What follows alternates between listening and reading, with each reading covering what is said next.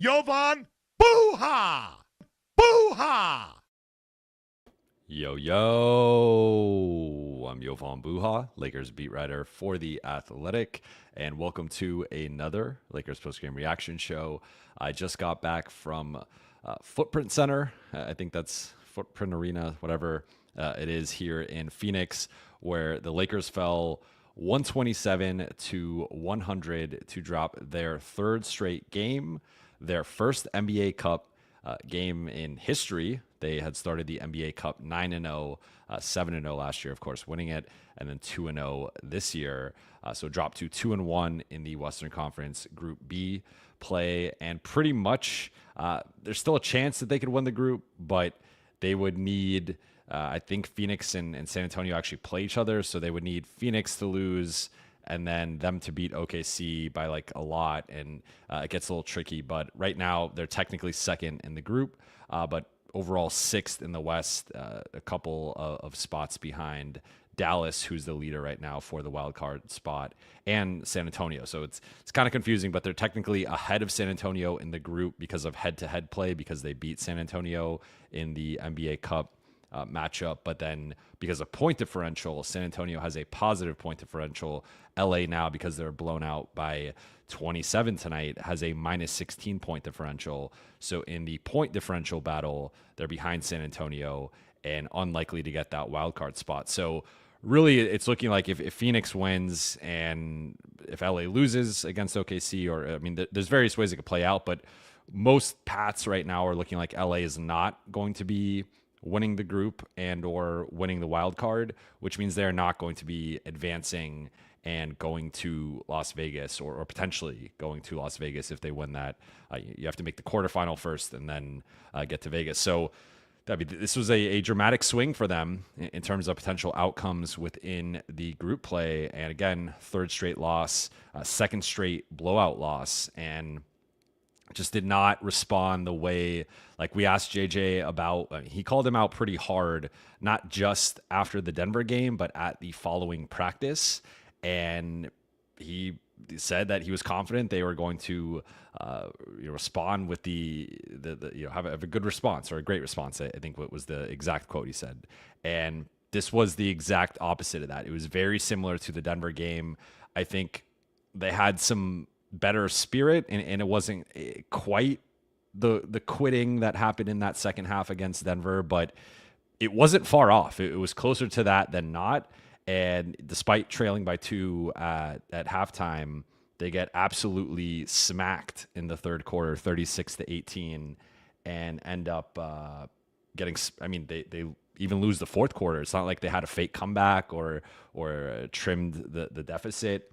Phoenix continually just piled it on, scored 29 or more points in all 4 quarters, ended up shooting 51.5%, hit 17 threes. All 3 of their stars had 23 or more, and were, I think right there in terms of like best players in the game. Like LA might have had, I mean, AD had a solid game offensively. I thought defensively, we're going to touch on that. Like what was not up to par, and frankly hasn't been up to par for a little bit of time. So just a lot to get into. I know this is going to be cathartic for some of you in the chat. I know that there's going to be a lot of venting going on, and excited to get into the Q&A portion. But 2 things before we get started. First, as always, you guys know the drill. For those watching on YouTube, please be sure to turn on channel notifications, subscribe, and like and comment on this video. And for those listening on Apple Podcasts, Spotify, or your podcast platform of choice, please be sure to follow, download, and leave a 5-star review. And then the second thing is, I had teased this in one of my previous live streams, but I have officially signed with Audacy on the audio side. So I'm going to be partnering with them moving forward. Had not had any ads on the audio side yet. But really excited to work with them and to build with them, and just continue to grow out Buha's block and my podcast. So for those who are listening right now on the audio version, or do listen on both, you might start hearing some ads, and that's also because I'm working with Audacy, and I'm excited to see how they market the show and help grow it out. So with all that said, let's get into our 3 takeaways from tonight's show. So takeaway number 1 is the Lakers defense has gone from bad to atrocious. And they entered tonight 27th, and they're technically still 27th. They momentarily dropped to 28th, and then they bounced back up to 27th because of other results around the league. But tonight gave up a 126.1 defensive rating, which is horrendous. Like you just pick your favorite adjective. Again, Suns shot 51.5%, made 17 threes. As JJ said post-game, they not only, like, all of their stars individually got the shots that they wanted, but on top of that, they were able to generate 42 three-pointers. So it was like the Lakers didn't take away anything. Everything was easy tonight for the Suns. Only 9 turnovers, which, like, in general, I think that they've been taking taking care of the ball better this season. But this was a team that has struggled with turnovers going back to last year because they haven't had that primary ball handler, that traditional point guard. Now they have Tyus Jones, but still, LA was just like everything was easy for Phoenix offensively. They outscored LA 19-4 in points off turnovers, 19-5 in fast break points. And I think this is on everyone. This is on JJ and the coaching staff with the scheme that's clearly not been working. And he talked about after the game that he thinks it's getting to the point that he and the coaching staff really have to rethink their strategy, particularly against great offenses. I would say it's against almost any offense because the defense has just consistently been bad. But it's one thing to be bad, and it's another thing to be as bad as they've been the last couple games. I'd even throw in the Orlando game. Like, that's a team missing their best scorer, and they hung 119 on the Lakers. So, and I think it's on everyone. It's not just the coaches. I think it's the players. I think players have not played with energy and pride. As JJ said, the competitive spirit in the second half of the Denver game. He said he thought the competitive spirit was fine against the Suns. I would disagree. I thought that there was several instances in the second half where guys hanging their head, not getting back in transition. Lakers have a horrible habit of when they feel like there's contact, they complain and don't get back. I would include AD in this. I think he's a culprit with the trying to, I think he does absorb and draw a lot of contact. So I actually think, like, a lot of the times he is complaining are legitimate. At the same time, you have to get back. Like, if they don't call the foul, it just doesn't matter, right? Like, what matters is Kevin Durant walking into wide open threes in transition, or the Suns waltzing to the rim for an uncontested layup, because it's basically just been, if AD's not back there, it's a layup, right? Like it's like occasionally there'll be a block or a charge or whatever, but like it's basically a layup line if AD is not the final person in front of the basket. And even then, there were several possessions tonight where guys finished around AD in an uncharacteristic way. So I think this is on everyone. I think that the players have not played with enough pride. They have not been locked in. I think, again, the competitive spirit and energy, there's just been a weird energy right now with the group, and they've just been very down. And obviously it's easy to say that when they're losing, but it felt, I don't know, it just felt off. And really, at this point, with how bad their defense is, no lead is safe for the Lakers. No matter how well they're playing, they're always susceptible to giving up a big run, a big quarter, a big stretch, whatever. And they basically, with the way that they've defended up to this point, 17 games into the season, I probably should have mentioned now they're 10-7, 3-5 on the road. But up to the way, or up to this point in the season, the Lakers basically have to play a great offensive game and have 5-6 guys go off for 12 plus points, 15 plus points, double digits, for them to really beat like a solid team. And we've seen it at times this season, of course, especially early, like started 3-0 and beat on paper some good teams, even though I'll get into it a little bit later, but like Minnesota and Sacramento have not those wins have not aged particularly well with how poorly those two teams have played. But as JJ noted, they're the only team to beat the Suns when they were healthy this season. Phoenix is now 9-1 with their big three. So they're a really, really good team. There's no shame in losing this game, but to just get ran over in the second half the way that they did, that is dispiriting. And again, like they showed in both the Denver and Phoenix games that I think a lot of it had more to do with the offensive end than the defensive end. And it's so intertwined for the Lakers of just when they're scoring, they're able to get back and set their defense. And that's kind of been, it's just been such a wild swing for them in terms of when they're not scoring, when they're turning the ball over. Their defense is among the worst in the league. I mean, arguably you could say like the worst among serious teams in the league, but it's even like there's been half court slippage and they just have not looked, they've not looked competitive on that end of the floor. I don't really know how else to put it. And it's embarrassing. It's disappointing. It is clearly frustrating for the locker room. Players are upset and everyone is, taking accountability publicly, but at some point you just gotta make the change. And like, this has been a bad defensive team all season again, but, and I'm talking bad. I'm talking like bottom 5 bad or bottom 7 bad for most of the season, but it's recently gotten worse. And they're, I mean, if I pull up the defensive ratings right now, it's, I mean, look at the company that the Lakers are in right now in terms of defensive rating.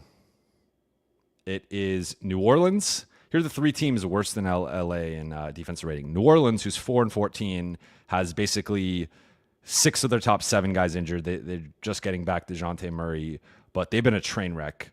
Utah, who is 4-13, and Washington, who's 2-14. So the only 3 teams worse than the Lakers right now defensively are arguably the 3 worst teams in the league up to this point.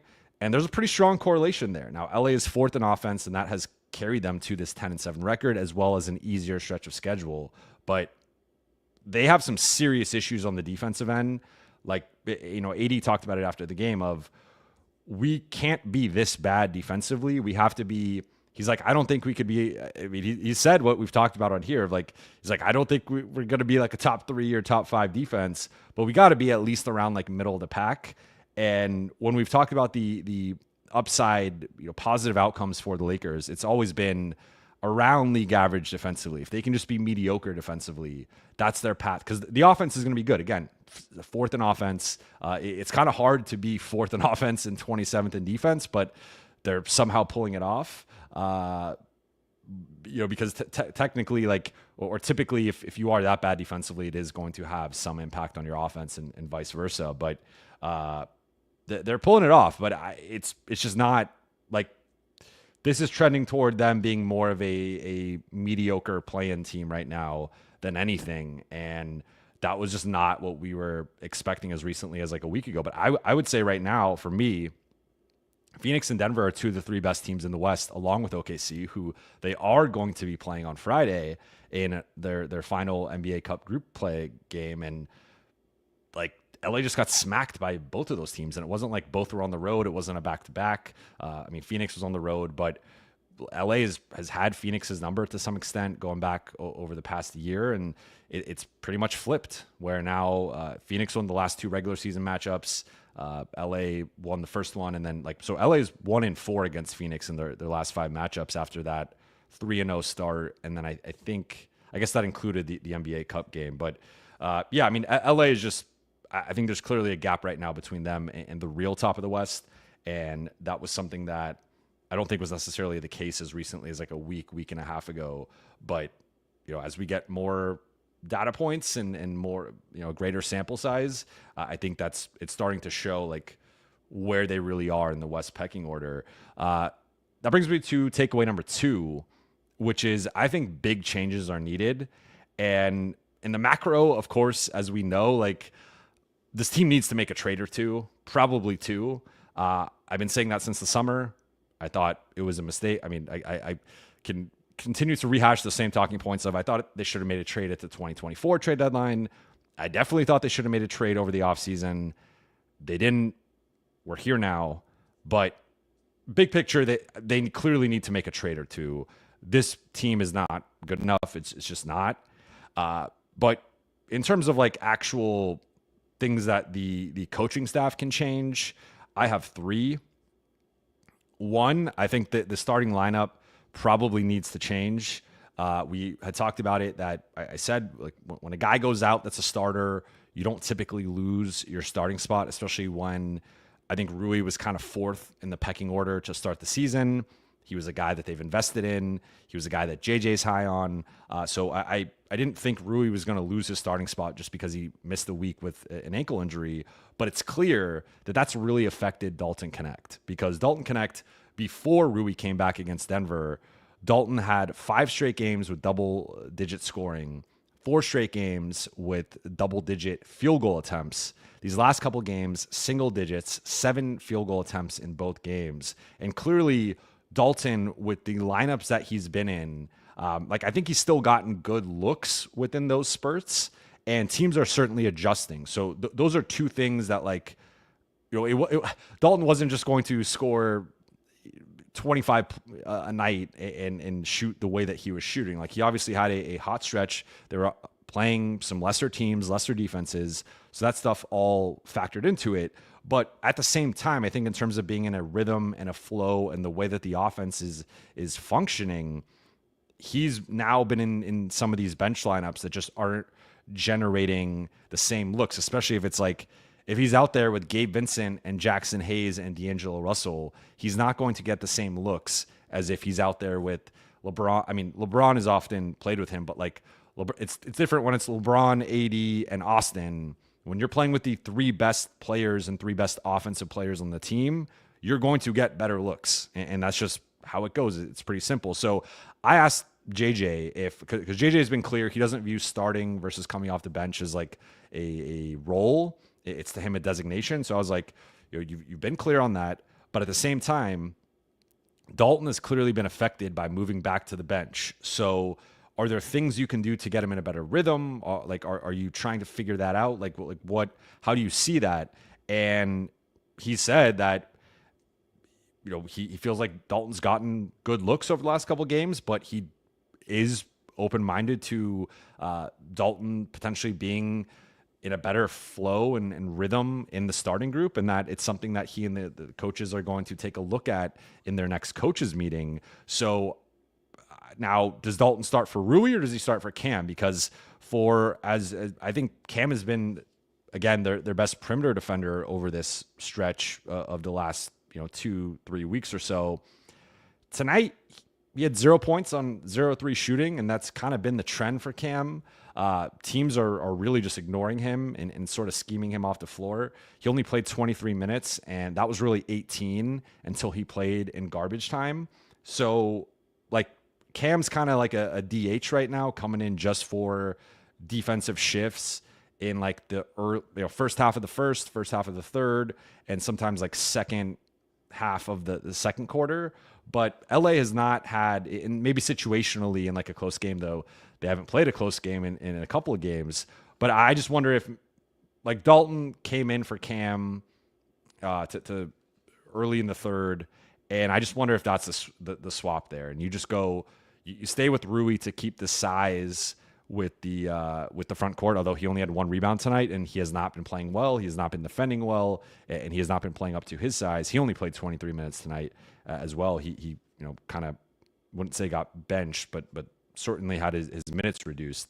But Cam, I just wonder if they go Dalton and lean more into the offense. Could go Dalton over Rui, and you are downsizing from a front court size perspective, and for as bad as Rui has been since coming back, it's been 2 games. Dalton's their worst defender in the rotation, so you are, I think, taking a hit defensively. But like, Rui was on KD, and KD had his way, but if you put Dalton on KD, like, it's a downgrade. Like, there's no other way to spin it. So they're in an unenviable position here, but I think they need to change potentially the starting lineup. I think they need to shorten the rotation. They're trying to. I asked JJ pregame about he keeps saying 9 is the magic number for him with the starting or with the rotation, but like he wants to be flexible with it. He's open-minded, and clearly he's afraid to bench Gabe or Max. Max has been playing well. Gabe, I think LA is trying to keep his confidence, keep his trade value, like whatever it is, keep him I mean, he has been good defensively, but he just continues to just be so bad offensively that it basically offsets that. And I think JJ's like sort of like, this is one of the coaching decisions that he's struggling with in terms of fully just ripping the Gabe Band-Aid off and just benching him. But I think they need to go to 9, whether that Max versus Gabe, I would go Max. Clearly he's struggling with that. I think in general, he needs a shorter leash with the bench.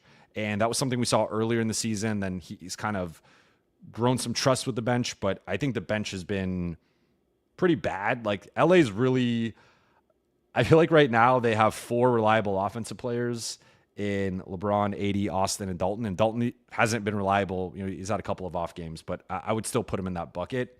And then defensively, it's like AD and Cam, and I guess Gabe, but the offense is so bad it almost takes away from the defense.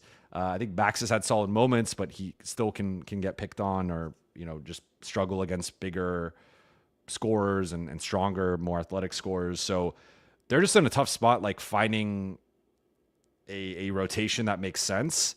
But I would go shorter leash with the bench. I would reduce the amount of bench players playing, and I would mix up the rotation patterns because I just think like some of the the bench lineups have actually kind of been better than the starting lineup. Like tonight, it really was this group of LeBron, AD, Austin, D'Lo, and Dalton were out there for a majority of the run. But I think that they got to be open-minded to changing everything because right now nothing's working, and it's. I think that they're kind of being exposed in terms of how this team looks against good teams. And then, as JJ mentioned with the defensive scheme, I think they need to go back to the drawing board a bit with that and less switching. They continue to switch unnecessarily and just allow teams to pick the matchups that they want. I think they've tried to mix in some like zoning or some kind of soft doubles and some better help on the backside, but then the rotations are poor. And this is not a team that rotates well. Like they rotated much better to start the season, but that's kind of gone away. AD mentioned the communication. So that's another thing. Maybe they go more 2 big looks to kind of help, if it's Jackson or if it's Christian, like maybe you go to 10, but you throw in Christian. And well, Jackson got injured too. That's another, like he re-aggravated his right ankle injury. We'll find out tomorrow if he's going to play against San Antonio. Didn't look good. He had to be helped off the floor and was in a lot of pain. I mean, that was like the 17th thing on my mind after all this other stuff. But I mean, they got to they got to change stuff up because the defense has been so bad that I think the scheme has to be tweaked. I think maybe more 2 big looks to just have, if you have Jackson or Christian down there instead of LeBron, instead of Rui, instead of Dalton or Cam or Austin, like that can make a difference potentially. But there's only so much they could do, right? Like I don't think Jared Vanderbilt makes them like from the 27th best defense to like the 15th best defense. I still think they're going to be a bottom 10 defense even with Vando, and we don't even know when he's coming back. I'm just mentioning him as like longer term something that can help. Otherwise, it's like they got to get way more creative and with zones or just different, playing bigger. I think playing bigger, playing some, more creatively defensively, some more zoning, and not switching as much. And maybe they play a little bit more conservatively. And then final takeaway before we get into the Q&A is, to me, it's looking like the Lakers had a fool's gold start. And as someone who was very high on the Lakers entering the season, and I've talked about feeling like they can make a conference finals run, feeling like this is a team that could win 50 games, a team that could be a 5 seed, maybe even get a home court advantage spot. I mean, it's just like the last couple of games and really the way that they were barely beating some of these bad teams that they were playing, this is like kind of cumulatively affected my perception of this team, because if you go back to it, since the 3-0 start, they have not beaten a good team. If you just go through who the Lakers have beaten since the 3-0 start, they've not beaten a good team. And of course, a couple of the teams on that list that we would assume would be good at full strength, like Philly didn't have their guys. Memphis didn't have their guys, like the top guys. So no John Bain for Memphis, no Maxine Embiid for Philly. And so I don't consider those two teams as good teams. And then it's the Torontos, the Utahs, I have the schedule right here. San Antonio, I guess, is, New Orleans was like a hodgepodge group. San Antonio is been winning, and I guess like is the best team of the bunch, but I still don't think, I view San Antonio more as like, if they're going to get in or be in the mix, they're probably more of like a 9 or 10 seed in the play-in. So I would still, like, Lakers should beat San Antonio in my opinion. So, and even if you look at the 3-0 start, like, only Phoenix has been playing well. Sacramento and Minnesota have not been playing well and have been two of the more disappointing teams in the league. So like those two wins have not even necessarily aged well. Like, you take a win's a win, and I think those two teams will figure it out. But Sacramento and Minnesota have had their own problems. That both those teams are hovering around 500. So it's not like this is like world beater 60 win team Minnesota, or like Sacramento 50+ win team. Like, those two teams have looked like borderline playing teams right now, which is just crazy. Their Lakers are 0.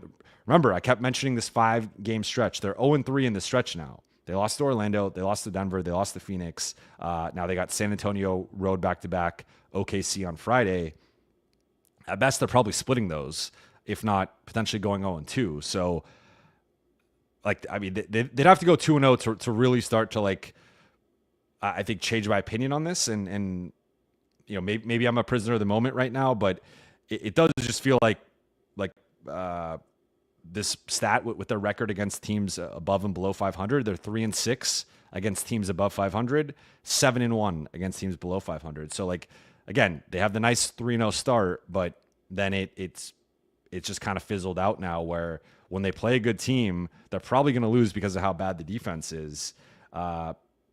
And a couple more things. So they're the only team with 10+ wins right now or there's only two teams, with 10+ wins that have a negative net rating. It's the Lakers and the Suns. But the Lakers have a worse net rating at -2.3. Suns are at -0.9. But the Suns also missed Kevin Durant for 7 games and Bradley Beal for 7 games.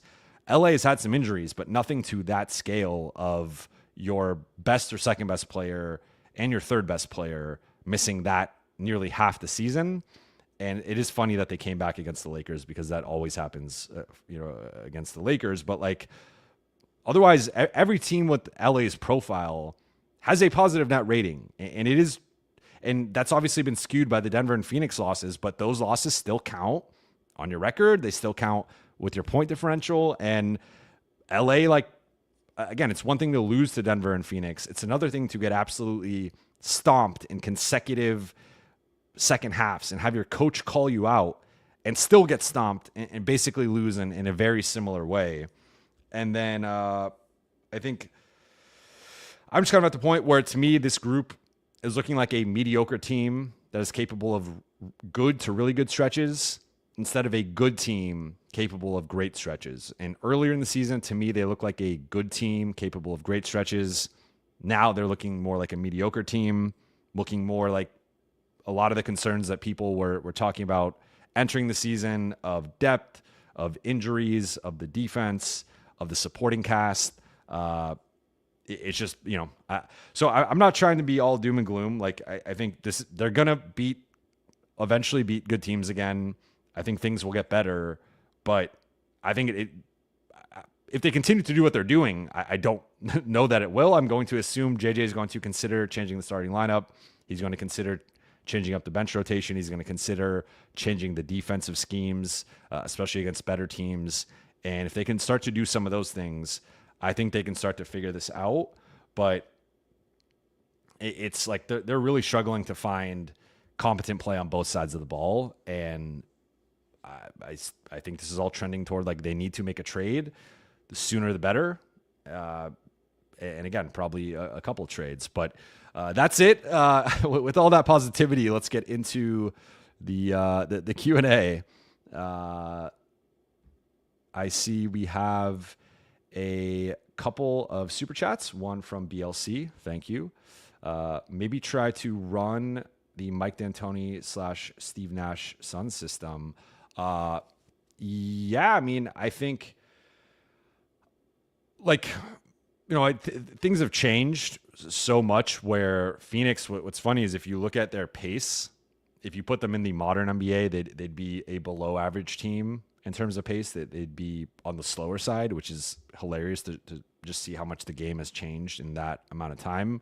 But to your point, like, that's kind of when the Lakers have looked their best. It's not like they've ever really looked like a good defense. It's just been the offense has been at such a high level that it allows them to get back. There's not as much transition opportunities for their opponents, and they can just outscore you. They can drop 120, 130 any given night. So I kind of agree with the philosophy of, maybe you just pull Cam and say, realistically, Cam should not be starting on like a team that wants to be a contender. I would say he's a borderline rotation player for a team that wants to be a contender. Now, they have several of those guys, so I'm not saying Cam shouldn't play, but maybe you just move him to the bench, start Dalton. You're starting your 5 or your 6 best players. Like, frankly, I still think D'Lo's been pretty bad, so I don't even know if he's their 4th best player overall, but I just think his defense and his shot selection have been really, really bad the last week and a half. I mean, they're really struggling to field 5 players I would trust in a starting lineup, but I might just say lean into the offense and go Dalton, Rui, and you're going to get torched defensively, but you're already getting torched defensively. So I guess it could get worse, right? But hopefully the offense is so good that it kind of offsets it. But I'm not quite sure. I probably have to rewatch this game and kind of think on it more. Harry Chinani, thank you for the super chat. Do you think LeBron is off social media due to the negativity with Bronny? I'm sure that's a part of it. There has been an increase in that, of course. At the same time, I feel like he'd be naive not to think that was going to happen. If anything, I thought more people in the media would go at Bronny, and it's certainly been a talking point. If anything, people have criticized the Lakers more. There has been some LeBron criticism, but I'm talking the debate shows and the big national podcasts. I thought there'd be maybe more negativity and toxicity, and I feel like there's been less, and people have just kind of accepted the situation for what it is. Now on social media and with fans and everything, I post that. The late, I post anything and it's something about someone typically from a different fan base will comment something about Bronny. Sometimes Laker fans, but it has been a very polarizing and divisive, subject, but I don't think it's necessarily from that. I think there's a lot of just negativity with sports social media in general. I certainly experience it, and I have a fraction of the following of LeBron, right? So there's just a lot of negativity in general, and I think that's the unfortunate underbelly with all this, but I would assume it has more to do with that, but I can't deny that I'm sure some of the Bronny stuff bothers him, and he gets a lot of flack for that and for other stuff. So but I think it's also I think it's probably a good thing with the way that he has been struggling with turnovers. I think the defense has been subpar, and I think he should be locking in right now, especially again with the way the Lakers have been playing. So I actually think it's probably a positive. Super chat from JR Madrano. Thank you for the super chat. Is AR/DK/LBJ/AD a good enough offense to build around? If so, do you trade the other one-way offensive guys for defensive guys? Yes, I do think it is good enough to build around, and yes, that is the way that I'm trending in terms of optimal ways to build the roster. I think between D'Lo, Rui, Gabe, and Vando, all 4 of those guys should be on the table. I know fans have been particularly upset with Rui lately, and partly because he's been blocking Dalton from the starting lineup these last couple games. I still think that he's been better than D'Lo and Gabe on like the on balance, like on balance of the season. And Vando, I mean, I who knows when he's coming back? I haven't heard anything substantial on that, and it's just at this point, like what's a realistic ramp up process? What's a realistic expectations for him? And I think for as much as everyone thinks he's going to, or a lot of people think he's going to plug all these holes defensively, like he is a very flawed offensive player, and LA had started to figure some stuff out with him, but I still think there's going to be some concerns and some things that LA is going to have to figure out with him out there. So I would be open to trading any of those four. I guess you could throw Max Christie in there as well, though I think his salary figure is a little bit like all those guys are making double digits. So it's a little bit easier to kind of cobble those together. And maybe Max is like another piece. But I think especially with D'Lo and Gabe and JHS, like those are the three guys that I think if you could find a way to flip those three off the team, because at least like with Vando, you're getting a really good defender and length and size and rebounding, assuming, again, he gets healthy at some point. And with Rui, for as inconsistent and frustrating and maddening as Rui can be, there still is that size and athleticism and physicality, like when he's right. And that is hard to acquire. It's something that the Lakers have been trying to acquire for years now and haven't really been able to. So I think for me, if you can trade the smaller guys in D'Lo and Gabe and JHS, small / disappointing, that's where at least add some size to this roster. And like, if they're going to be bad, might as well play bigger and try to offset things a little bit that way. So that would be my. I do think though that core. And look, I mean, still relatively small sample size with those four guys playing together, just because Dalton has often been in a bench role and only started a few games. I'd like to see those four play more together. I really like the point that Sam Vecini said of like those four, trying to just get them as many minutes and reps and as much experience together as possible. And like those should be your core four guys. And I agree. So I think Dalton should return to the starting lineup. And I think LA should try and keep those four together for at least 2 shifts a half. That would be my preference. Another super chat from Kadeem Gaines. Thank you, Kadeem. The energy or lack thereof is awful. They need guys that bring it energy-wise, regardless of what LBJ/AD bring energy-wise. Vando is a good player, but Pelinka is kidding if he thinks he/Wood are a fix. Trades are needed ASAP. Yeah, I could not agree with you more. I think Vando will help. Just because if Vando is playing, let's just insert Vando right now to tonight's game.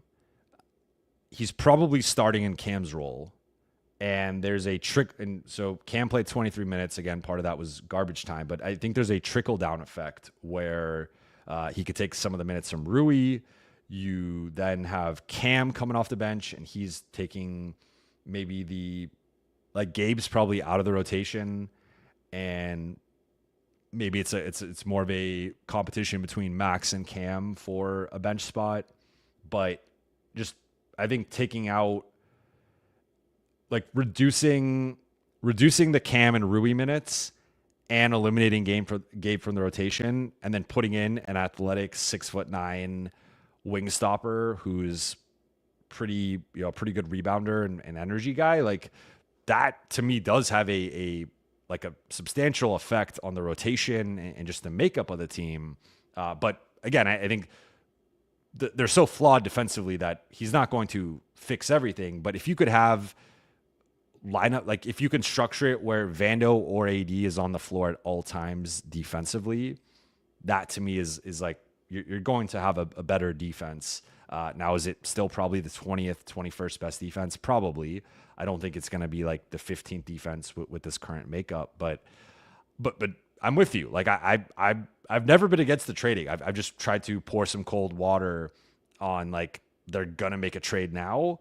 It has been sounding and trending toward them doing a trade more like a month from now on the early side, but maybe this stretch here is a wake up call for them and they decide to try and act sooner. But yeah, I'm with you. Like I think, and look, you mentioned it, but like LeBron and AD have not been great energy wise. I think we tend to focus on the other guys, and rightfully so to some extent, just because those guys are carrying such a load offensively. Like AD's doing all these things. I mean, even tonight, 25, 15, and 5, 4 blocks. Like AD, I think like AD did his job for the most part. Now, I think defensively, some of the switching, some of the rotations, like could have been crisper. It's also worth noting with AD, like he's clearly lumbering to some extent with this foot, the plantar fasciitis that I cannot pronounce.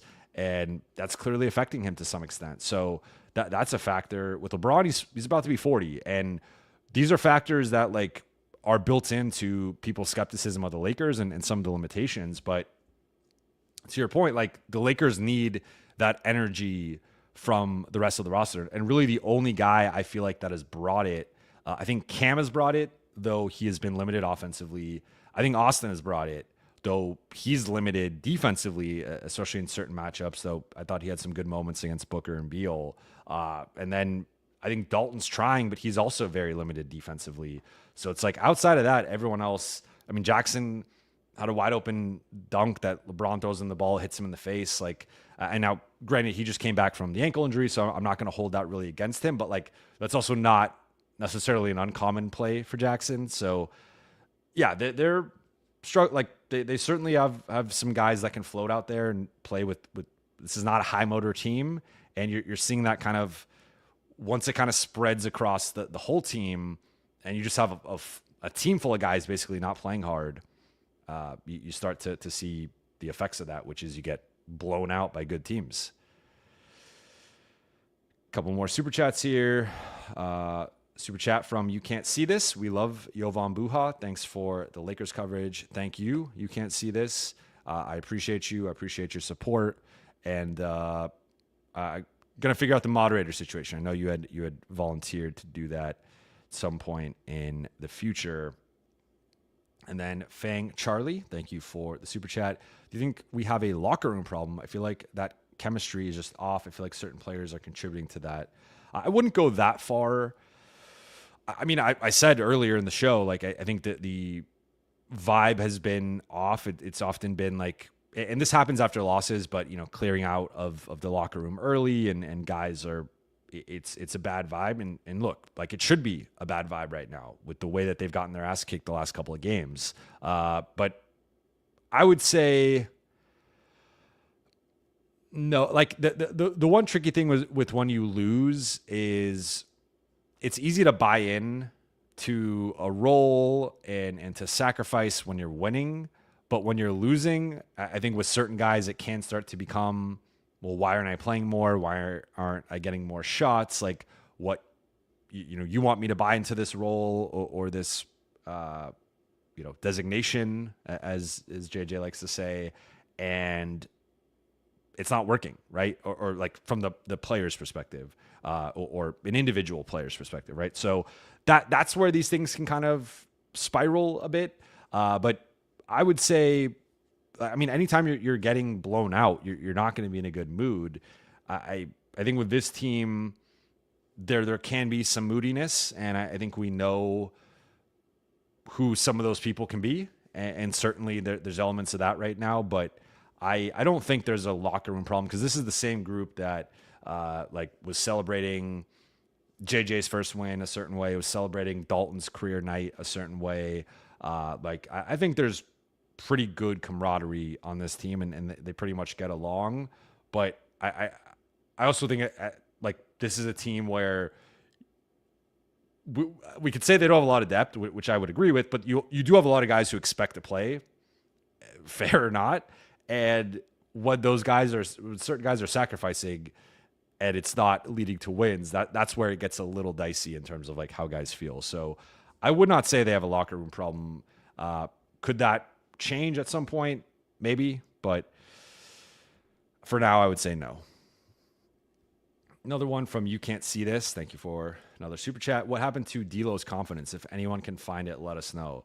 Yeah, I mean, I didn't realize how bad D'Lo had been until I kind of was looking at different guys' numbers, and especially last game. But like, he had 4 straight games with single digits, was shooting 28%. Even tonight, I thought kind of he was in there later in the fourth quarter and was, I felt, hit a couple shots or got to the free throw line, whatever. But so I think in the competitive portion of the game, he had 12 points, not 16. He finished with 16, 5 of 13 shooting. But I look at these other things like 1 for 6 on threes. D'Angelo Russell has just not been shooting well on threes. He's been hitting a lot of those like floaters, or because of the spacing, he's able to get downhill, get fake a pass to like LeBron or AD, and then you get to the rim. 5 of 8 from the free throw line. He started 2 for 5 from the free throw line, which was just odd. Like, he's typically a good free throw shooter. 3 rebounds, 4 assists.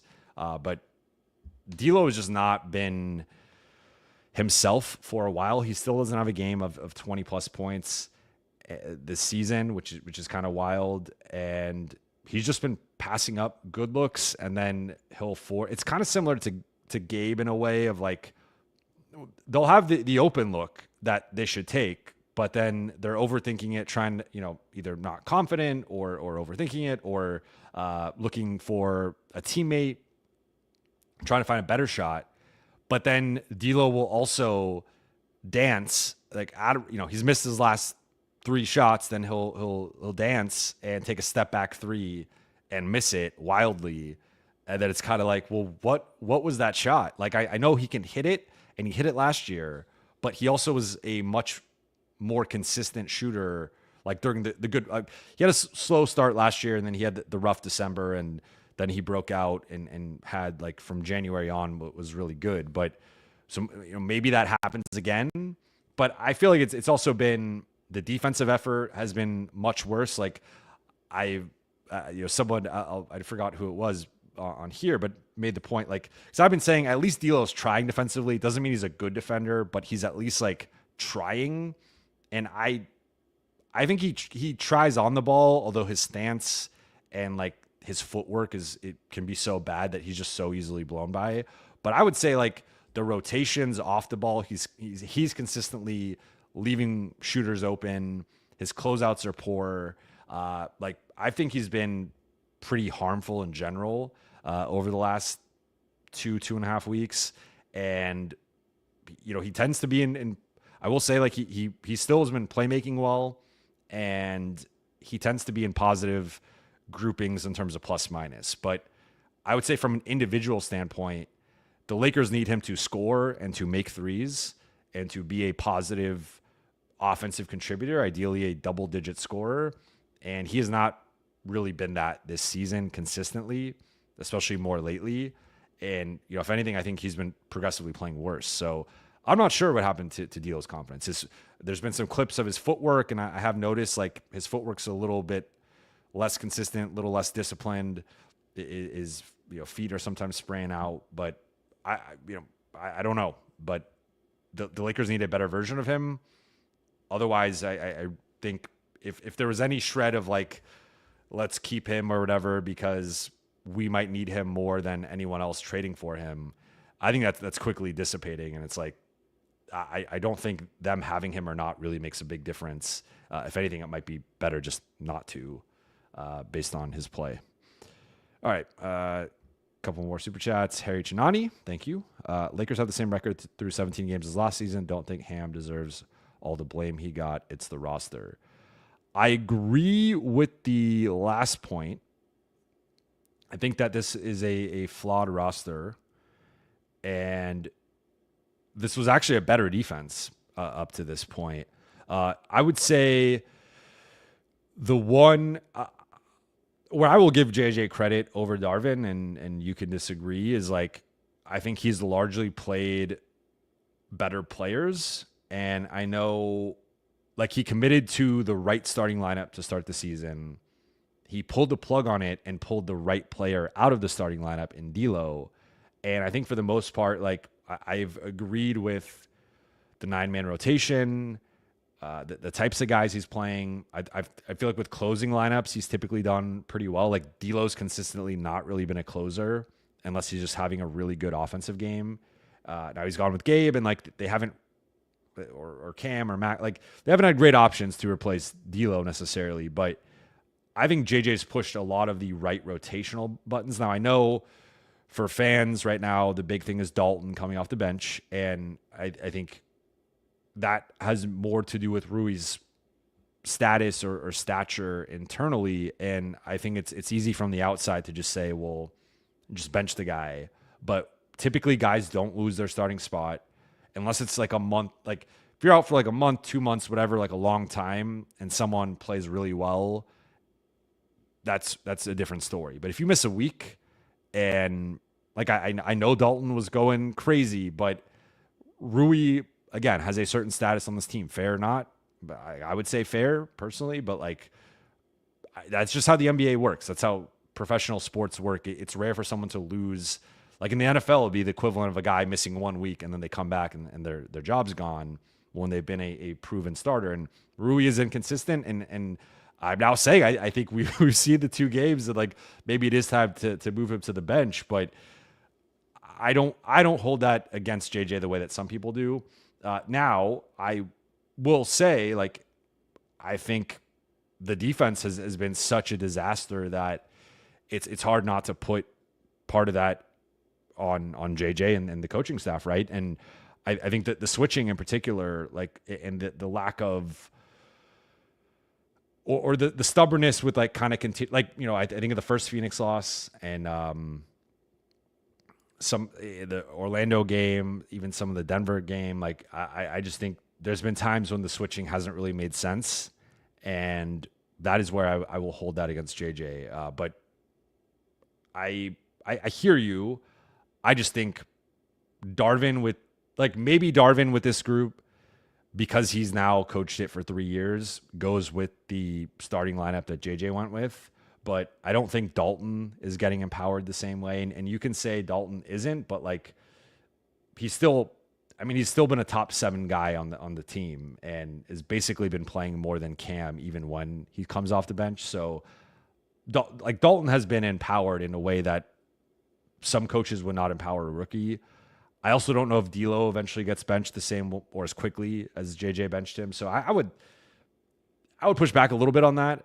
Now, I'm not saying JJ is perfect, and I think he has a lot to figure out. But I think the context of how they got to the record, there are some important differences between JJ and Darvin. I think the timeout usage has been better. The challenge usage has been better. Like those are other factors. It feels like in general the team has been more bought in. Like they like JJ more than they like Darvin. We'll see how long that lasts. But I would say I don't know. I don't think it's the same, but I could be wrong on that. Another super chat from Hannibal Lecter. Duenas, do you think D'Lo plays bad to lower his trade value? No, I don't think so, because to be honest, it's hard for it to get much lower than it currently is, because I think at this point, anyone trading for him is trading for the contract as an expiring contract and not actually for him contributing.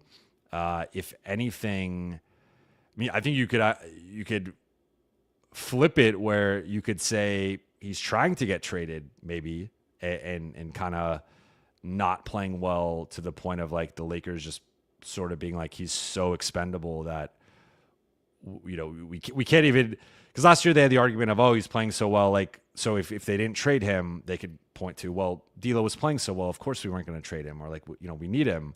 You can't even make that argument anymore. So maybe he's trying to force, like, you know, I'm not saying he is doing that. I just think he's playing poorly, and I think he's been marginalized. Then it's kind of been a restructuring of the offensive hierarchy, and he's a guy who needs to touch the ball a certain amount, needs to be in a certain rhythm, certain flow, and it's been hard for him to get into it. So I think it's more about that than anything. But if anything, I would say it's him trying to get out more than, because him, to be honest, like his trade value can't get much lower because mean, he did not have a market this offseason. And anytime I talk to anyone non-Lakers related, there's no like positive perception of D'Lo or his trade value. It's often neutral to negative. So that I don't really see how it could get much lower, to be honest. Then we got one from Dylan Spreen. Trade D'Lo / Gabe / JHS plus a first and a few seconds for DeJounte / Alvarado ASAP. D'Lo's lost his confidence, and it looks like Bron AD lost confidence in him as well. I would do that. Now, the one thing I will say is I would still like to do a separate move if I'm the Lakers, just because I think I look at the perimeter defense, like, and DeJounte can help, especially in comparison with D'Lo in this regard, but I still think they need a better big wing. Ideally, they're starting, I've said before, maybe 2 bigger wings next to Austin, LeBron, and AD, but maybe it is just Austin, Dalton, big wing, LeBron, AD, and that's a better. But I think that guy has to be someone who could defend multiple positions, someone who's a plus rebounder, ideally a plus shooter, and that's a hard player to find. It's an expensive player to find. So, but I if I'm just judging this in a vacuum, I would do that trade. I don't know if New Orleans does that trade just because they gave up a lot for DeJounte, including the Lakers pick, which could end up aging poorly for them. Not keeping that. So I don't know that they necessarily do it, though. Maybe they decide to pull the plug at some point here. Another one from RV14. Thank you for the super chat. Do you think it's the lack of personnel or effort, or should they tweak the defensive philosophy? Plus, I'm pissed on the lack of plays for Dalton recently. I think it's mainly the personnel. I just don't think they have that many good defenders on this team, and the defenders that they do have, like, they have very flawed defenders, right? So they have AD, who's all world, although I think his defense has slipped a little bit recently. And I don't know how much of it has to do with the foot or him. I don't want to say checking out, but he just hasn't been as mentally present, it's felt like. But then you have Cam, who's a offensive liability, and there's just a limitation to his role there. You have Max, who hadn't been playing well until the last week and a half, and even then, has not been consistently contributing offensively, and can be targeted by bigger, stronger wings. And then you have Gabe, who has been solid to good defensively, but has also been a offensive liability and a minus. So it's like any of the plus defenders that they play tend to come with a notable downside. And even Vando, I would throw into that category, though. His defense might be so good that it's so much better than those guys I just mentioned outside of AD that like it's fine, or you take the trade-off. But like those other guys, I feel like their offensive limitations are to the extent that like it almost just makes them kind of a neutral player at best, and often or sometimes like a negative player. So I mean, they really don't have two-way guys, and that's kind of the biggest flaw in the roster. Now, the effort the last 2 games, especially in the 2 second halves, has been bad, and this is a team that can coast, and once they get punched in the mouth, they don't necessarily respond well. I do, as I said earlier, I think they should tweak some things defensively, especially with the switching, being a little bit more selective with it, maybe some more 2 big lineups, maybe some different zone looks, because the man-to-man defense has just been so bad. And then Dalton, if you start him and go back to running some of the stuff you were running when he was a starter, I think that will lead to better results. And then another one from Jamal. Thank you for the super chat. Trade Vando plus necessary draft compensation for Nick Richards. Then D'Lo / Gabe / Rui plus necessary draft compensation for DFS Cam Dennis. I mean, it would probably have to be a first with Vando for Nick Richards. Why can't I say Richards? That D'Lo, Gabe, Rui plus necessary draft compensation. I mean, that would probably have to be a first too. I mean, can you get Nick Richards for a couple seconds. He's playing well. And then, so I assume you're sending out both firsts in these two separate deals.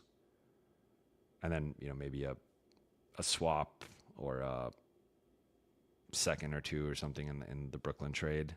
Because they're going to want probably 2 firsts for DFS and Cam together. I mean, if I'm the Lakers, I would do either one of these trades. I'm not quite sure. Charlotte might low key be frisky in the East in terms of like they could be an 8 seed and have they kind of need a good season, a good feel good season. It's been a couple years. Brooklyn, I think, is going to burn it down. It's just, for the highest bidder. Yeah, I mean, I think I would say the Brooklyn trade's probably more realistic, but I mean, I would do these two if I'm the Lakers. My hesitation would be I'm not quite sure what Charlotte wants to do, and Nick Richards isn't playing well. And then with Brooklyn, I just wonder if there's a more desperate suitor that can maybe top the Lakers offer, but that would be my only concern with that. But let's get into the chat.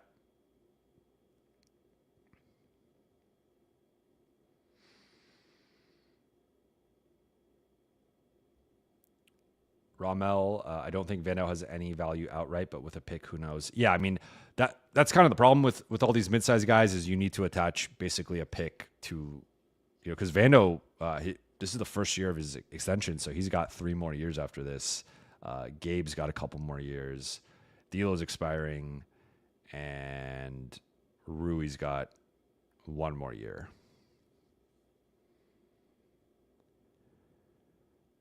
Big baby, have a safe flight. Thank you. I appreciate you. I'm going to go about 5 more minutes. I do have an early flight. Jeremy Jazwinski, Jovan, off topic, but what is the quality of your room like compared to the players' rooms? So I would say it's much worse than the players' rooms. The way it works is, so we fly commercial. So I fly Delta. And one of the cool things is I have a Delta credit card. I have status with Delta, and I get the miles. So I have a bunch of Delta miles, and every summer I get to take a nice vacation with those miles, but I also often get upgraded. So today I was upgraded to first class. I typically get upgraded either to Delta Comfort Plus or first class. And then in terms of hotels, typically always stay in a Marriott because I'm a Marriott. That's one of the first things when you become a beat writer. I got this beat writer manifesto from Howard Beck. Shout out to Howard Beck. And it was several pages long and all these kind of rules or guidelines more so. One of the first ones is pick an airline and pick a hotel chain. And it's pretty much between Marriott and Hilton, but Marriott is because they've combined so many different hotels at this point that's you go to any NBA city and around the arena, there's at least 5 Marriott properties. So I typically stay and try and find an upper middle range, 4.5 star hotel. But compared to, they're staying in Four Seasons or that's typically the one if there's a Four Seasons, they'll typically stay there. But every city kind of has the NBA hotel that they stay in. And it's also different where when teams come to LA, some teams stay in Santa Monica, some teams stay in Beverly Hills, some teams stay downtown, and they stay at the Ritz, and then it's funny because they should just walk over. They'll still bus it literally 2 blocks to, around LA Live to get from the Ritz to the garage, but it's just how it goes. But so in terms of where I stay, I'm at an AC hotel. I really like AC hotels. They're simple, functional, kind of a modern style. It's kind of got a European flair a little bit. I kind of like that. So I would say compared to the players, we're in much, we're not in 5-star places, but we're not also at a motel or something. So I would say like we're in, within reason, within the budget, so it's certainly, it's not as glamorous as them, but it's also nothing to uh you know uh, scoff at either, I guess what would be the word I'd use. Okay, back to the chat. Dark Galaxy, thoughts on Dennis being at the game? I think it's I think it's hilarious. Dennis has always loved playing in LA, and both times did not want to leave LA. So I think he knows what he's doing. And Pugzilla, I see you asking why he was there. He was there because the Nets are playing the Suns tomorrow in Phoenix. Another super chat from Harry Chinani. Were you asked to cover the Lakers as part of your job, or you chose to cover them? Which team would you like to cover if not the Lakers? So I was previously covering the Clippers. Then I got asked if I would like to switch over to the Lakers after the championship, and it was a no-brainer for me. I viewed it as a promotion, and I think it was. So it's a good question. I guess I would say the Knicks, just because if I had to not live in LA, my second choice would be to live in New York. So I would say not the Nets. So I'll say the Knicks, but I want to stay in LA rest of my life. I was born and raised there, and would love to cover the Lakers for a very long time.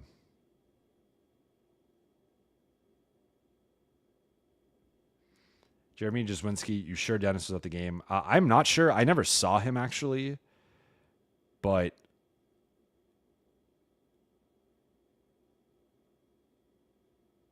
I see awful coaching is in the chat. Do you realize how terrible the Lakers drop coverage is? Yes, I am not. I'm not saying they need to go to drop coverage.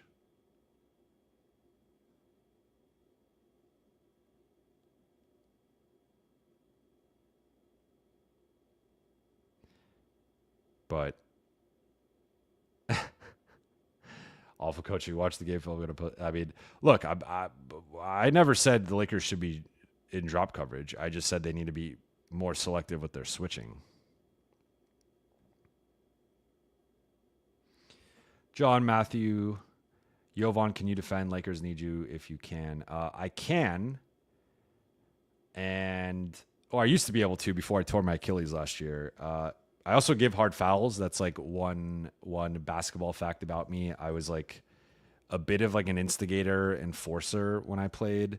I think it's probably the Serbian side coming out, but like I would get into fights. I would flagrant. I would try and get in people's heads. I would get techs. I was dare I say, a dirty player.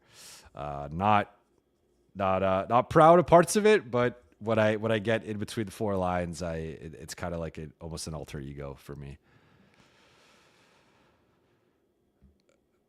Henry Kellen, hey Jovan, what do you think is the situation that most likely leads to trades, i.e. winning a lot, 50-50, losing a lot? Winning a lot. I think if this team doesn't win a lot, I could see them not making a move.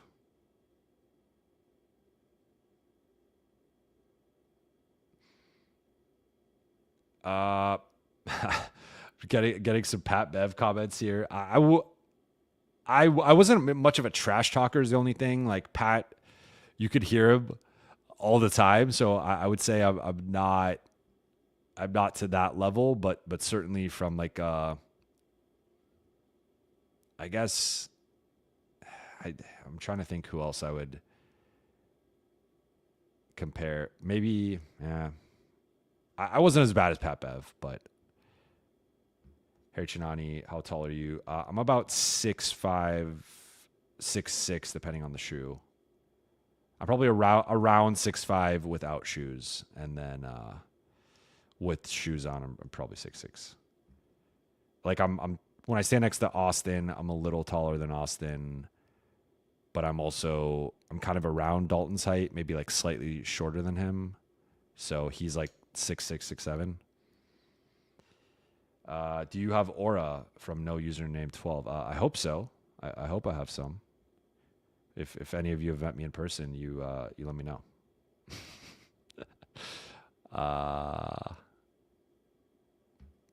Stephen W. Jovan, considering D'Lo's low trade value, is there a chance we have to send out 2 picks to get a legit good player back? I think that's probably the case anyway, regardless of if D'Lo's in the trade or not. Think about Mikal Bridges went for 5 picks. It's not apples to oranges necessarily, or it's not an apples to apples comparison. It's more apples to oranges because it was an inner city trade between the Knicks and the Nets, and Nets were able to ask for a lot. But I would say the asking price for a good game-changing player is probably going to be 2 picks.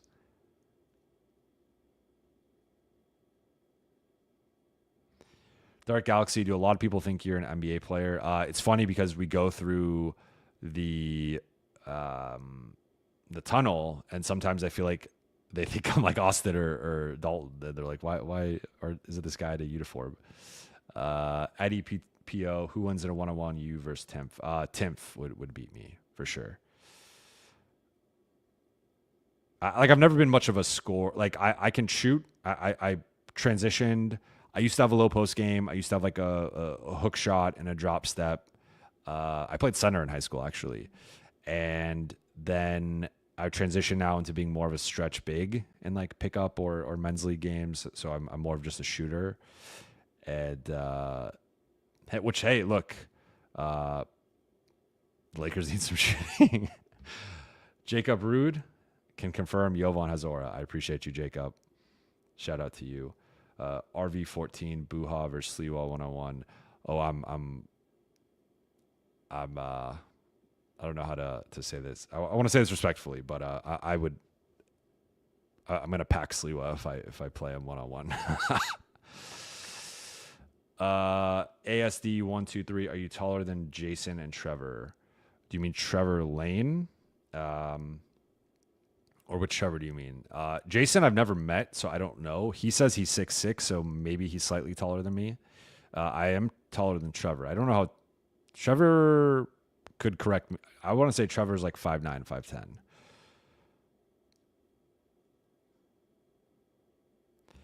Harry Chinani, can you get a Lakers player to do a live stream with you? I want to get another player on soon. It's been a minute. So Austin was my first episode. Max I had over the summer.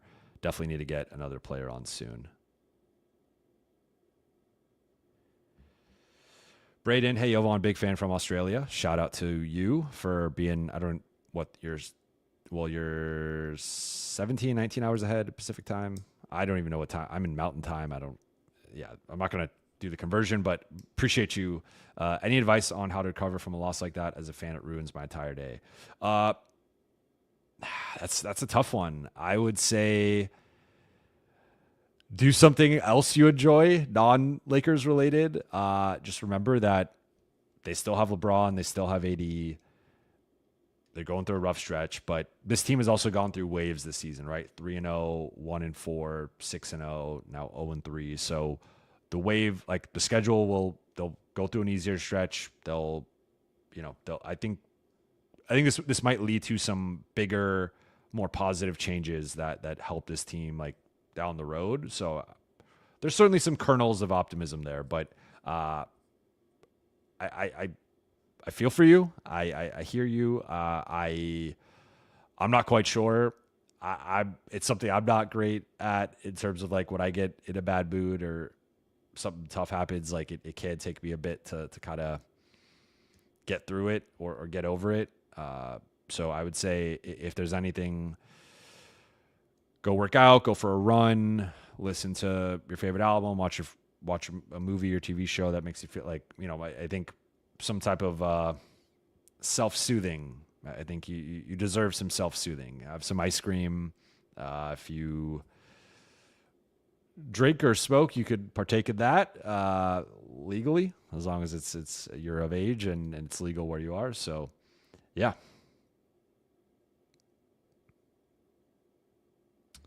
No username 12. What was your vert? Not high, I will say. I would guess in the low 30s.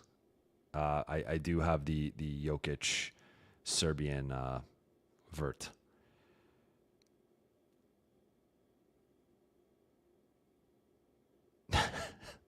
Chat's killing me. I didn't mean to body anybody.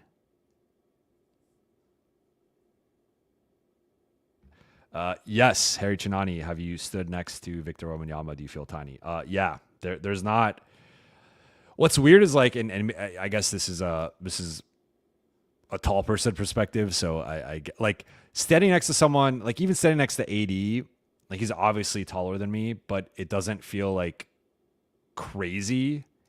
It's only like, if because AD is probably around, he says he's 6'10. I feel like he's probably 6'11, but whatever. NBA players can be weird with their heights, but the same, technically the same difference between me and AD is like the same difference between me and someone who's like 6 foot. And it doesn't, I don't know. It's not like 4 or 5 inches. It doesn't feel like that crazy of a difference there. But then when you stand next to a Boban or a Victor Wembanyama, it's like, they're basically a foot taller or even more, depending on how tall Victor actually is. I think he's taller than 7'3" or 7'4", whatever he's listed at. So, like, I think Boban was taller. I think Boban was more like 7'4", 7'5". I think Victor's probably more like 7'5", 7'6". And it's just wild because there aren't many people that like, and also I think a part of it's like I'm used to now being around NBA players that like you kind of get used to the height, but like that's one of the guys who I've been around him now a couple times, and it's just like it's freaky.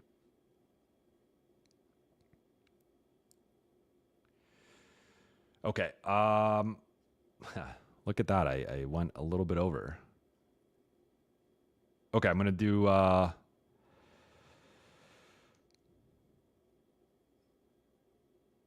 okay, so Harry Chinani, take a pic with Victor tomorrow and share it with us. So I'm actually not going to San Antonio. This is going to be the first game of the season that I miss. I am going to be going back to LA. I have to, I'm only going to like 34, 35 of the 41 road games. So I have to pick which games I'm going to skip, like 5 or 6 of them.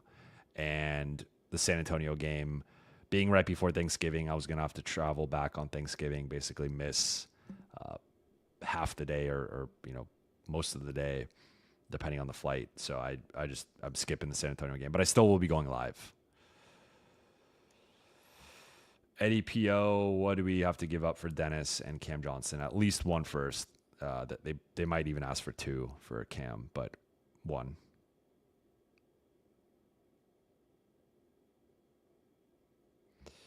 Ken Carter, Jovan looks like that dude from High School Musical. I hope you mean Zac Efron, because I will take that. Puppy Chow 302, can you get one of the announcers on your pod or another beat writer? So I have had Kobe Price on of the Orange County Register.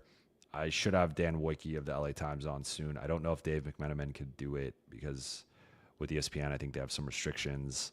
But yeah, I actually was talking to Bill McDonald last home game, the Denver game, about coming on. So maybe he'll come on soon. Dark Galaxy, favorite genre of movies. So I like comic book film. You said I like comic book films. So having a son, I have a son, and watching movies with him, obviously it gets like, I've been into some of the Marvel stuff, and I'm a huge Batman fan. Batman's my favorite superhero, and love the Batman, the Dark Knight trilogy. Just was watching the Penguin. So love that. I would say in terms of movies, I like comedy. I like comedies, but I like adult humor, and I kind of miss the like bro comedies of the Seth Rogen, Jonah Hill days. Those types of comedies, like Superbad is one of my favorite movies of all time. But like Wedding Crashers, 40-Year-Old Virgin, like Pineapple Express, those types of movies, and they don't really make those anymore, or when they try to, it's not really the same. And then I like just really good movies. So if it's and of course everyone likes really good movies, but like the typical like Inception or just whatever's sort of like the top movies of the year. I got the AMC pass. I go to the movies a lot, so I try and see whatever's like the Oscar like not too artsy fartsy, but if it's like Oppenheimer or stuff like that.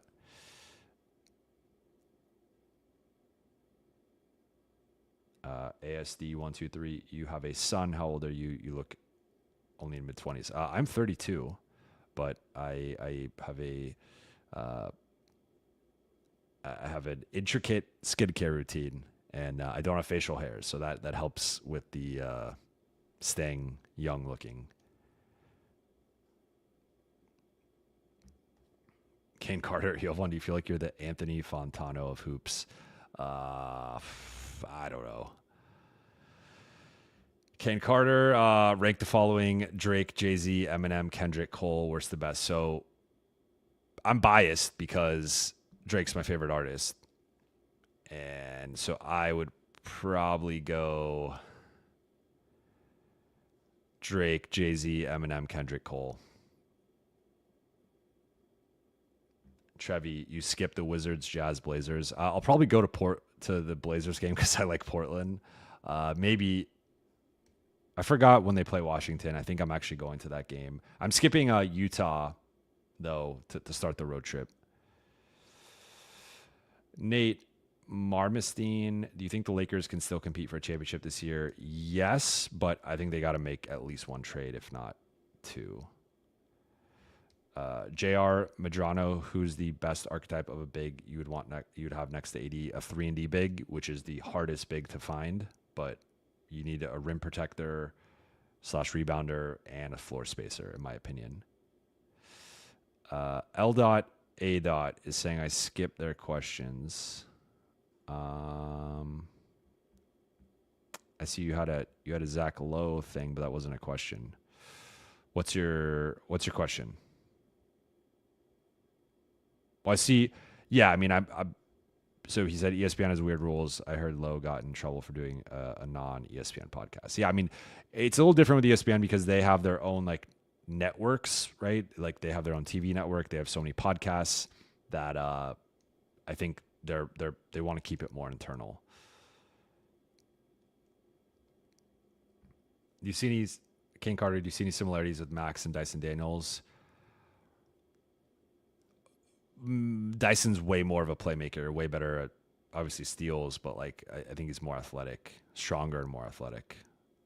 I can see like from the technical defender point of view, like what you mean, but Harry Chinani, what do you think of ESPN, of Inside the NBA going to ESPN? I'm happy. I'm interested to see how they handle it from the production side in terms of like, are they, because as we know with Countdown, they can be like, the knock on Countdown has always been it's so many people on the up there and they're going so quickly and they have so many commercials that it can be tough to like make your points and really get into a dialogue. And obviously Inside the NBA is the opposite, where fewer commercials, everybody has a couple minutes to speak and they really get into stuff. And it almost feels like sometimes that if they get into such a good conversation, they'll like put off the commercial break, which I assume doesn't happen, but that's what it feels like in the moment, where it feels like the conversation just keeps going and going. So I wonder if they're going to continue that format or they're going to slightly tweak it to ESPN standards, or like what that's going to look like. But I know TNT's producing it, so or it's like produced by TNT through ESPN. Like I don't know. Dark Galaxy, do you have any pets? I do have a little dog. It's like a Bichon Terrier. It's my wife's original, or it was her dog, and then now I've inherited it. King Carter, what do you think about Skip Bayless and Stephen A. Smith? Two legends and pioneers in the game. I don't agree with Skip on LeBron and his LeBron hating, but I don't always agree with everything Stephen A. has said, and I think it has changed the discourse and some of the stuff with sports media. I don't think they ruin sports media the way that some people do, but I don't also agree with the way they go about things all the time. So I'm kind of probably more in like the middle with it, but I respect, as someone who's now done like this and also in like I do Spectrum about once a month, once every 3 weeks. and in like doing the studio show and tried to form your opinion and make it's way tougher to do TV in that sense because you're like, you have 30 seconds to make a point and you're trying to like make the best argument possible in 30 seconds and it goes by like that. So I respect the craft and I respect the transition from both people starting as beat writers and reporters into going into that TV route. And it's honestly, I think somewhere I would like to go, although I don't think you're ever going to see me yelling to the extent that either one of those guys does. Bloodhound, what's the hardest NBA city to fly to? San Antonio and Memphis are two of the harder ones. A lot of the Midwest cities can be tricky. I would say Oklahoma City, San Antonio, and Memphis are probably the three toughest. New York, Boston.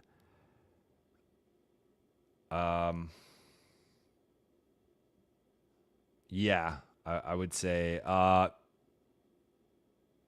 you could throw, yeah.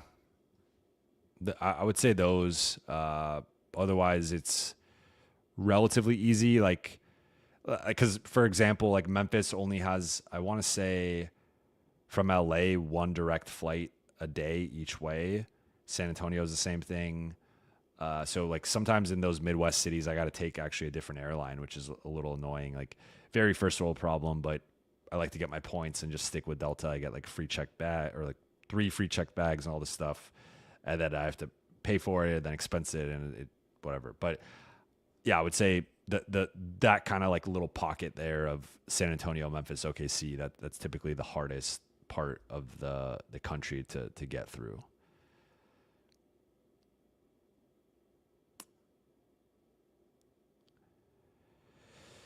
L.A. Here I am answering one of your questions. If they could get LaVine and DFS, would you be in favor of it? Depends on the price. I've been on record saying I'm not a big LaVine guy. I think their two biggest issues are depth and defense.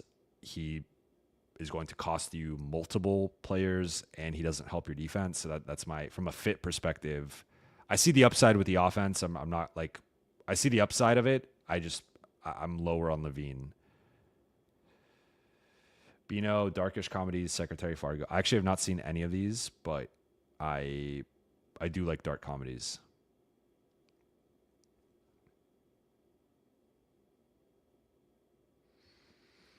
Puppy Chow 302. If you could trade Palinka for any other GM, who would you trade for? So basically, I'll reframe this question to like, who do I think is the best GM in the league? And I think it's Sam Presti.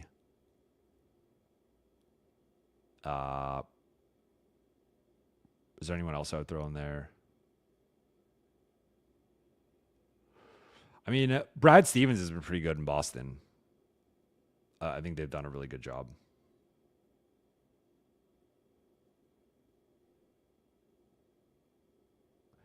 A lot of Dorian Finney-Smith. I'm a Dorian Finney-Smith guy. I have been for a while. So.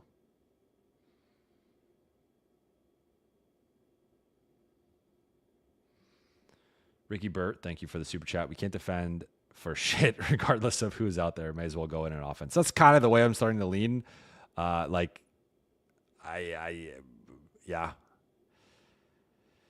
King Carter, what are your thoughts on Brian Windhorst's comments on modern sports media?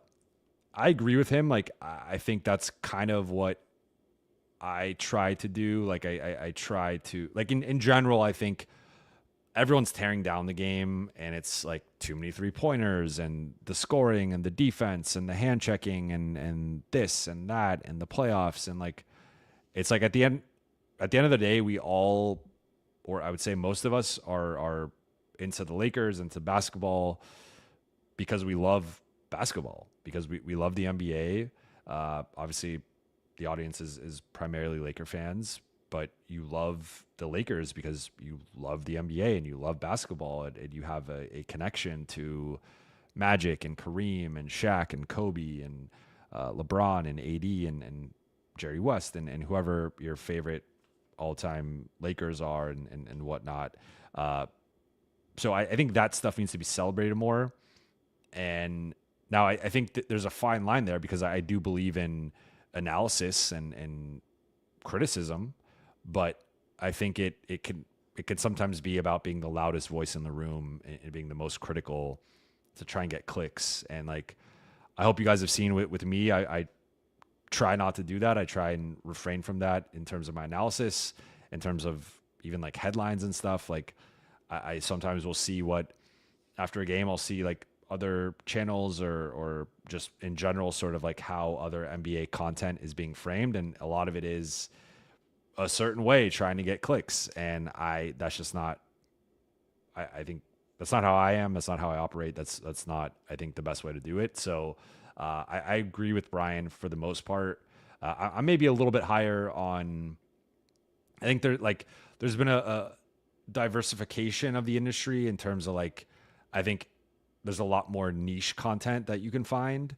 So I think maybe from like the more traditional, like bigger outlets, I probably agree with him on that. But I think it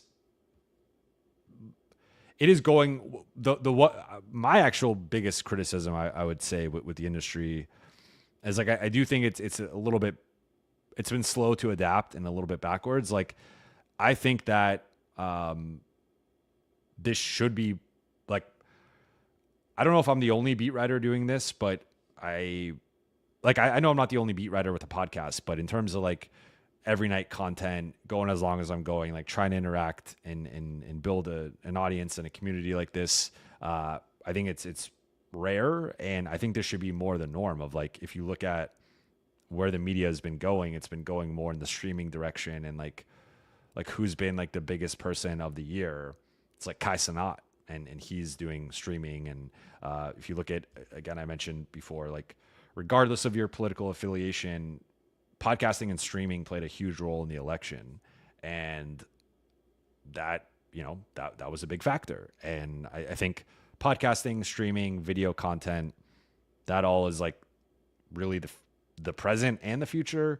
And I think in media, a lot of it is like way more focused on writing and traditional TV.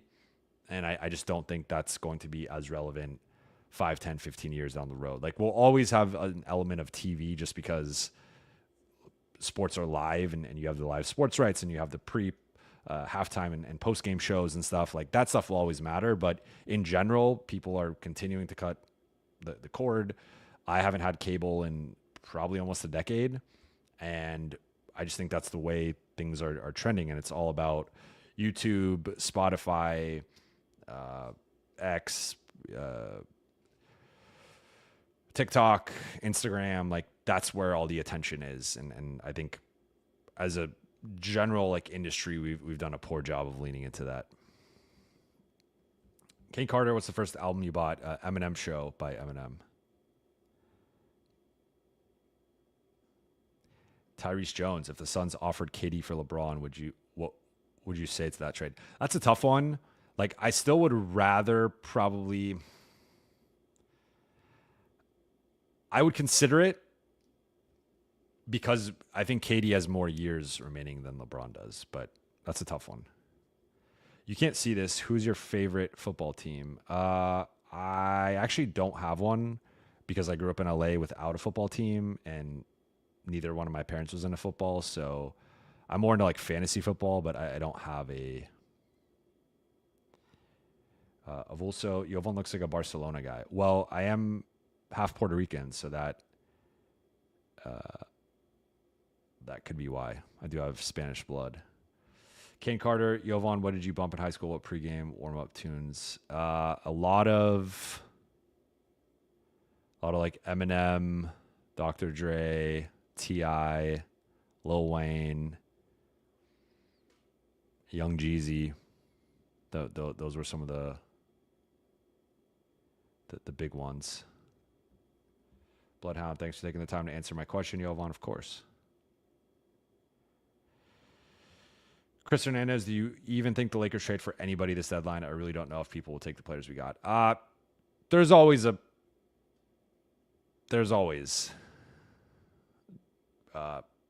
people will always take someone, right? Okay, I'm really gonna go 5 more minutes this time. I know I said that.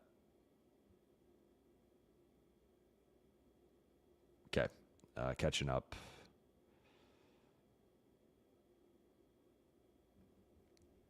Kessigan C, do you believe 3-point shooting has caused a decline in NBA ratings? I don't. I think it's more so the regular season not mattering as much. Dylan Spreen, is the Lakers / Rob tax going to be a factor at the trade deadline? I think it'll be a factor to some extent, but I don't think it can prevent them from. Or I don't think it will prevent them from making a trade if they really want to. And then we got one from EJ late to the stream, so may have missed, but LA's constant in the disaster quarter is scoring in the teens, 8 points in 8-minute stretches. Denver, repeat tonight, effort, focus, game plan, blah, blah, blah. Pitchforks to Rob, it's personnel, obvious. Yeah, I mean, I agree with you. Like, I focused more on the defense tonight because I think that's like the macro concerning trend for me is just how bad they like go through stretches where they just can't do anything defensively. The offense was bad though, especially in the third quarter. They only scored 18 points. That's where the game flipped. And turnovers, shot selection, trying to force things in terms of like getting downhill, trying to get fouled. I think there's a lot of issues. They're still the fourth best offense in the league, so I'm not going to overreact to that. But yeah, I certainly the offense. Kane Carter's asking about Kyrie. It's a complex guy, right? I know you're asking like without LeBron. I think it's been a little bit, not even a little bit. I would say he's been a disappointment post LeBron, based on Boston, Brooklyn, and now Dallas. Now he did make the finals with Dallas, and he was a big part of that. And I think Brooklyn, that Kevin Durant shot goes a different way. Like maybe I think there's a chance they win the championship that year, and that would have been with, you had a hobbled Harden. I think Kyrie was out, if I remember correctly. So I would say I get like Kyrie has a cult following, and he's certainly, from like an aesthetic perspective, one of the most entertaining and fun basketball players ever. He's one of the more skilled guards ever. He's one of the best ball handlers ever. One of the toughest shot makers ever. So we'll always have Game 7, 2016, but I don't think I think at that point we thought his career was going to go a certain way, where he was going to be more in that like Steph, Chris Paul, Russell Westbrook, James Harden conversation. And I don't think he ever got to that level, partly due to injuries, partly due to some off the court stuff, partly due to him just kind of floating team to team.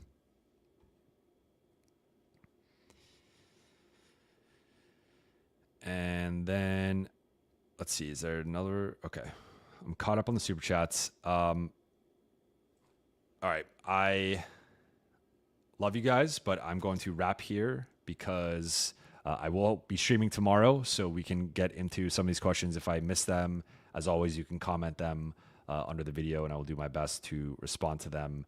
But I am going to call it here. It is 2 a.m.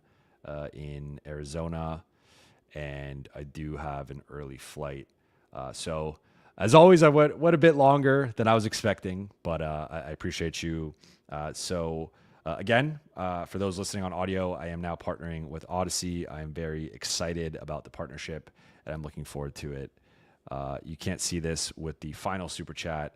Hashtag we love Jovan Buha. Good night, and have a happy Thanksgiving to your family. Yes, I was going to thank you all and wish you all for a happy Thanksgiving tomorrow night, but we could do it 2 nights early. Happy Thanksgiving. I'm the most thankful for all of you tuning in, for your super chats, for your support, and for helping grow this channel, this podcast, this show, this community, all that stuff. But I'll be back tomorrow night after the Spurs game. I will be in LA in my studio, so you will have a familiar background.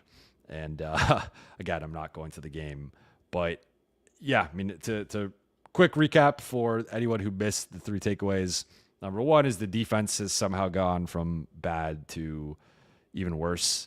Number two, I think they need to make big changes, potentially to starting lineup, bench, and defense.